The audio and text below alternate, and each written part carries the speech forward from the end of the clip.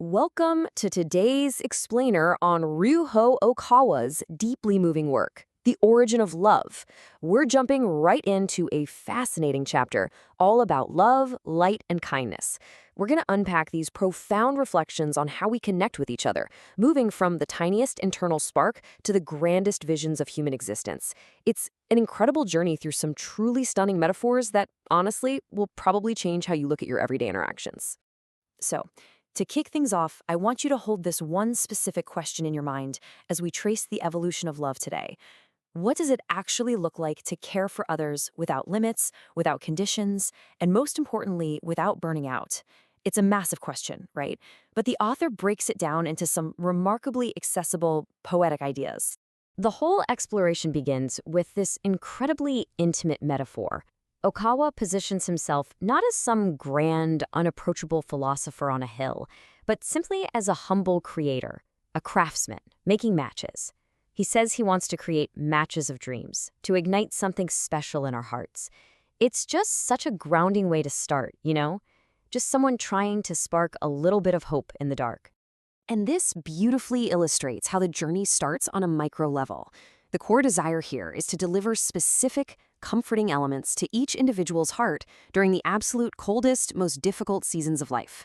Think of a harsh, bitter winter.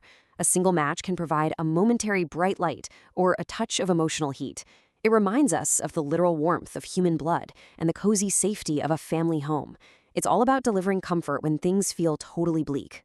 Now, let's contrast that single spark with two very different, much broader types of love.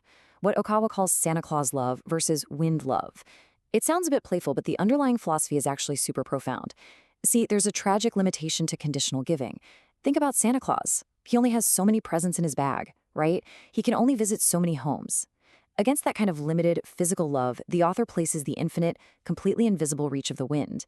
Because there's an inherent sadness in wanting to give infinite love, but realizing that physical gifts, or transactional love, always eventually run out. Recognizing this, Okawa expresses a deep desire to transcend those Santa Claus limitations.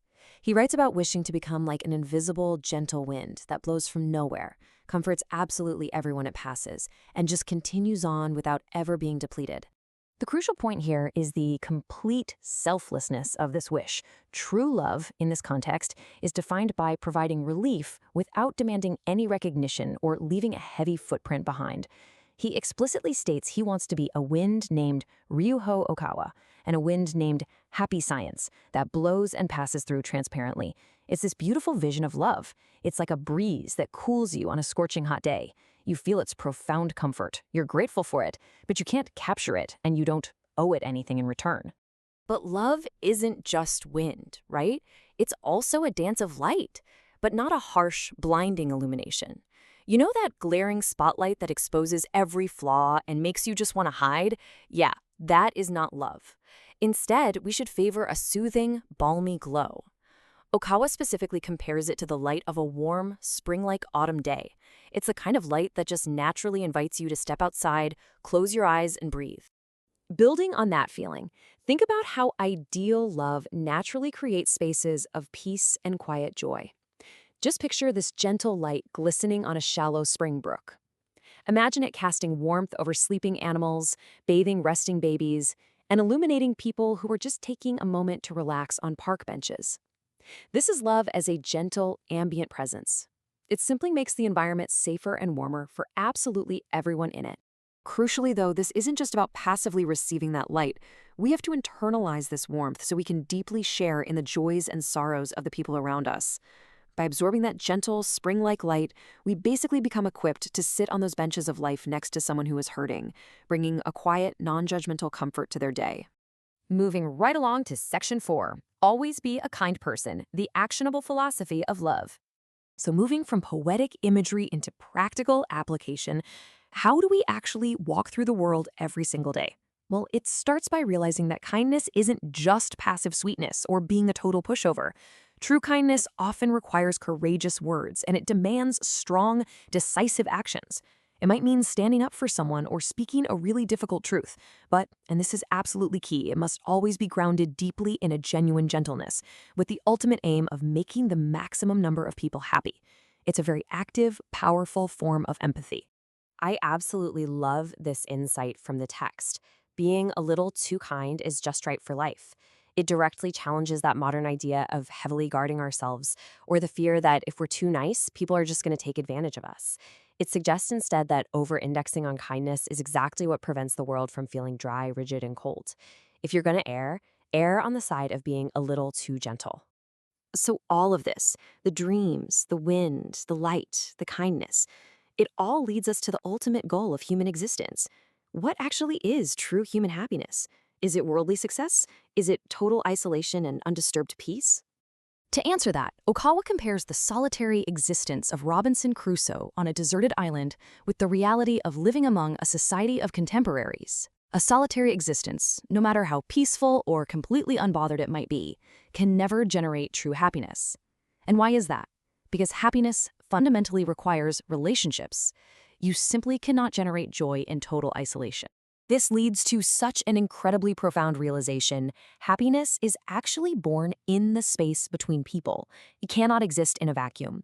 It's the friction, the connection, the shared glances, and the mutual support that actually spark the feeling we call happiness. Without the other, happiness simply doesn't exist. To really drive this home, when Okawa wrote this text back in the late 1980s, he marveled at the absolute miracle of having 5 billion contemporaries sharing the Earth at the exact same time. Just think about the astronomical odds of you being alive right now, sharing this exact era with billions of other human beings. It's a massive, shared cohort of souls offering literally endless opportunities for connection. By the end of this philosophical journey, the definitions of love and happiness beautifully merge into the exact same shared human experience. Happiness isn't some achievement you unlock all by yourself. It's the act of living among others, conversing, sharing joy and sorrow, and quite literally holding hands. If love is the connection between people and happiness is born entirely in the space between people, then love and happiness are essentially identical. Ultimately, this leaves us with a deeply moving call to action. We're asked to look at this vast, interconnected world of billions of contemporaries and make love our personal vow. We have to actively commit to spreading this love and increasing the number of happy human beings on the planet, using whatever unique tools we have at our disposal. Which beautifully summarizes our journey today, reminding us of the immense power of invisible, gentle, and shared connection. Love doesn't have to be a heavy, demanding force. It can be a passing breeze that cools a stranger. It can be a warm light that illuminates a quiet park. And it is always found in the courageous, actionable kindness we show to one another. I'm going to leave you with this provocative thought to carry with you out into the real world today. How can you actively step out and be that little bit of extra kindness the world so desperately needs? How can you blow through someone's life like a refreshing wind, leaving them better off without asking for absolutely anything in return? Think about it. Thanks for joining me on this explainer, and we'll see you next time.